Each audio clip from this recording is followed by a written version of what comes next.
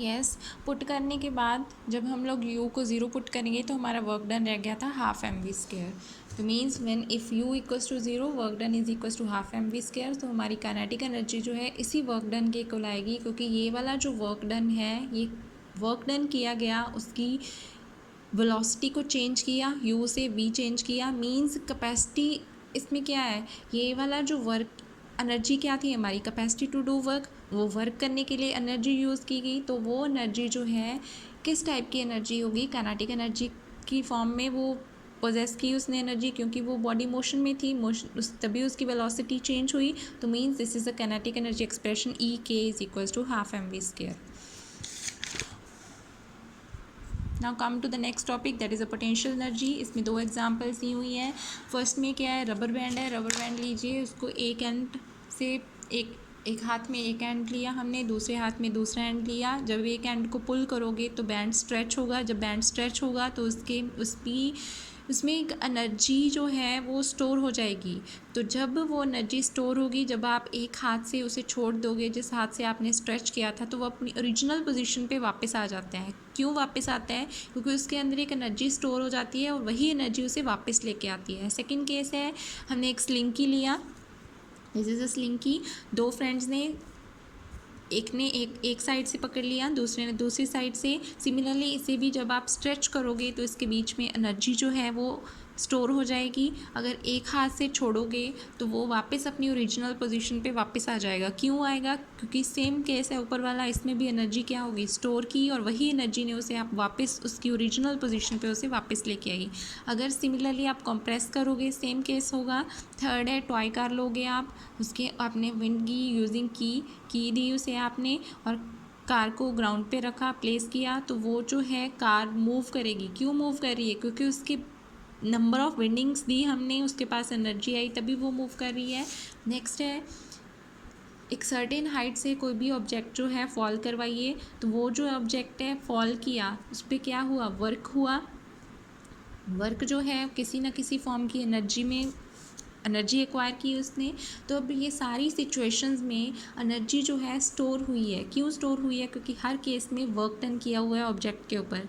तो energy transferred of an object is stored as a potential energy. तो ये वाली जो एनर्जी होती है इसे पोटेंशियल एनर्जी बोलते हैं हम लोग।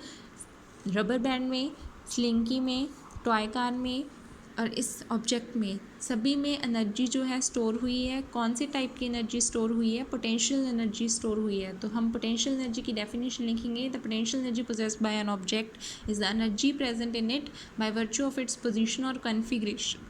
उसकी पोजीशन की वजह से उसमें एनर्जी आई, और क्योंकि पोजीशन चेंज हुई, इस केस में पोजीशन चेंज हुई, इस केस में चेंज हुई, इसमें भी चेंज हुई, और इसमें भी उसने हाइट एक्वायर की। तो मीन्स ड्यू टू हाइट और ड्यू टू शेप जो ऑब्जेक्ट के पास एनर्जी एक्वायर करता है, उस एनर्जी को हम लोग पोटेंशियल एनर्जी बोलते हैं। उसके बाद एग्जाम्पल दिए, एक बैम्बू स्टिक ले आप, उससे बो बनाए। तो इसमें क्या है, इसे जो इसका एक एरो लिया हमने, एरो को स्टिक के साथ सपोर्ट के स्ट्रेच स्ट्रिंग के साथ सपोर्ट किया। अब हमने उसे स्ट्रेच किया स्ट्रिंग को, और एरो जो है वो रिलीज़ हो गया। जब एरो रिलीज़ होगा तो इसकी जो स्ट्रिंग की शेप है वो चेंज होगी। तो मीन्स शेप चेंज हुई, ये तो होगी इसके पास पोटेंशियल एनर्जी।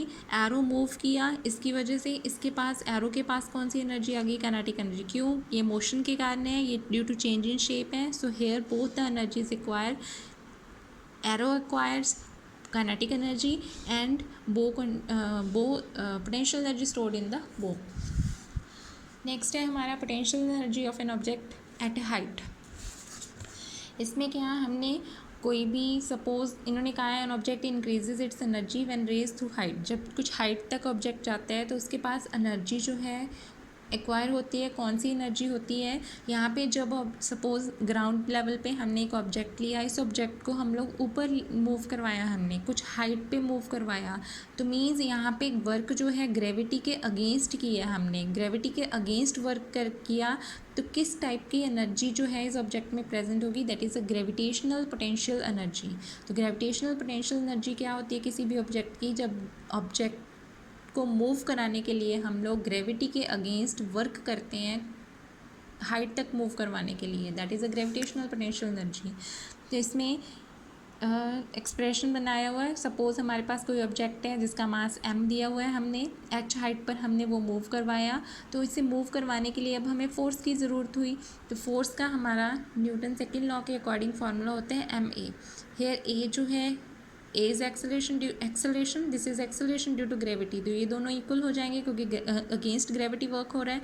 तो अगर फर्स्ट इक्वेशन में हम लोग पुट करें इसे यहाँ पे a को g, तो हमारा बन गया F is equals to mg। So the minimum force required to raise the object is equals to the, उसके वेट के इक्वल होगी वो।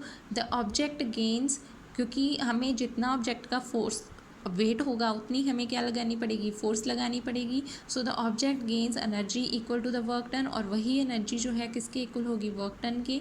तो वर्क डन का हमारा फॉर्मूला क्या था, फोर्स इनटू डिस्प्लेसमेंट। फोर्स की वैल्यू हमारी mg है, हाइट हमारी h है, तो बन गया फॉर्मूला हमारा mgh। m is the mass, g is the gravity and h is the height. और ये वाला जो स्मॉल जी है इसकी कांस्टेंट वैल्यू होती है, अर्थ पे ग्रेविटी की वैल्यू है 9.8 मीटर पर सेकेंड स्क्वायर। ये पिछले चैप्टर में आपने पढ़ा होगा। Since work done on an object is equals to mgh, तो मीन्स किसी ऑब्जेक्ट को किसी हाइट पे मूव करवाने के लिए कितना वर्क डन किया जाता है, mgh, and this becomes equals to the potential energy. So expression आ गया EP is equals to mgh। E is energy, P is for potential. जैसे पीछे E K था, that is the kinetic energy half mv square and potential energy is mgh।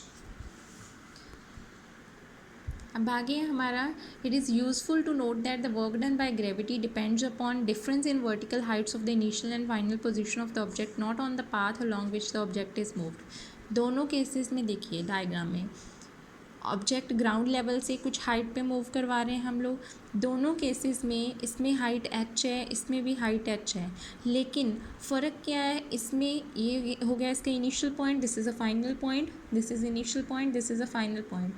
तो means इन्होंने कहा है कि जब भी हम लोग किसी ऑब्जेक्ट को अर्थ से अगेंस्ट ग्रेविटी वर्क डन करते हैं, मूव करवाते हैं हम लोग, तो वो डिपेंड करते हैं उसकी वर्टिकल हाइट की इनिशियल और फाइनल पोजीशन पे, ना कि इस चीज़ पे कि उसने कौन सा पाथ फॉलो किया है। ये स्ट्रेट पाथ है, ये कर्व्ड पाथ है, मीन्स इनके पाथ पे डिपेंड नहीं करता। दोनों के दोनों केसेस में वर्क डन कितना आएगा, mgh। पाथ चाहे जो भी हो, लेकिन सिर्फ और सिर्फ किस पे डिपेंड करता है वर्क, कि उसका इनिशियल और फाइनल पोजीशन के जो हाइट का डिफरेंस है उस चीज़ पे डिपेंड करता है। नेक्स्ट टॉपिक है हमारा, are various energy forms interconvertible. क्या कहते हैं कि अलग अलग टाइप की जो एनर्जी है, क्या वो इंटर कन्वर्टिबल होती है, कि एक फॉर्म से दूसरी फॉर्म में हम लोग एनर्जी को कन्वर्ट कर सकते हैं। Yes, we can convert one form of energy to another. इसमें क्या है, हमारे पास लॉ है, law of conservation of energy. Conservation का मीनिंग होता है कांस्टेंट रहना कोई भी चीज़। तो मीन्स इसमें क्या है हमारे पास कि law of conservation of energy के अकॉर्डिंग क्या था कि energy can neither be created nor be destroyed. ना तो हम लोग एनर्जी को क्रिएट कर सकते हैं, ना हम लोग एनर्जी को क्या कर सकते हैं, डिस्ट्रॉय कर सकते हैं, लेकिन एनर्जी को हम लोग एक फॉर्म से दूसरी एनर्जी में फॉर्म में कन्वर्ट कर सकते हैं। फॉर एग्ज़ाम्पल, रूम में सपोज़ क्लासरूम में ट्यूबलाइट चल रही है, तो हम लोग उसे कौन सी एनर्जी दे रहे हैं, light energy, sorry electrical energy दे रहे हैं। तो वो इलेक्ट्रिकल एनर्जी कन्वर्ट होकर हमें किस फॉर्म की एनर्जी में मिल रही है, लाइट एनर्जी की फॉर्म में। सिमिलरली फ़ैन की एग्जांपल लीजिए, फ़ैन में भी हम लोग इलेक्ट्रिकल एनर्जी देते हैं, तो जब फ़ैन मूव करता है तो हमें कौन सी टाइप की एनर्जी देता है, काइनेटिक एनर्जी, और उसमें कौन सी एनर्जी आ जाती है, पोटेंशियल एनर्जी। काइनेटिक एनर्जी क्यों, क्योंकि वो मोशन में है। पोटेंशियल एनर्जी क्यों, क्योंकि उसकी पोजीशन चेंज हो रही है, कॉन्फ़िगरेशन चेंज होती है। तो इसमें कुछ एग्जांपल दी हुई है, कंसीडर सिंपल एग्जांपल ली हमने।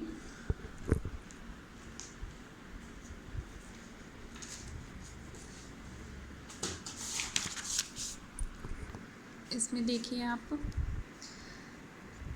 ग्राउंड लेवल पे हमने कोई भी ऑब्जेक्ट लिया, सॉरी ये हमारा ग्राउंड लेवल है, नीचे हाइट पे h हाइट पे हमने कोई ऑब्जेक्ट लिया, इस पॉइंट पे इसकी काइनेटिक एनर्जी क्या होगी, ज़ीरो, क्योंकि ये ऑब्जेक्ट कहाँ पे है, रेस्ट पे है, हमने नहीं अभी फॉल नहीं किया, फॉलिंग बॉडी है।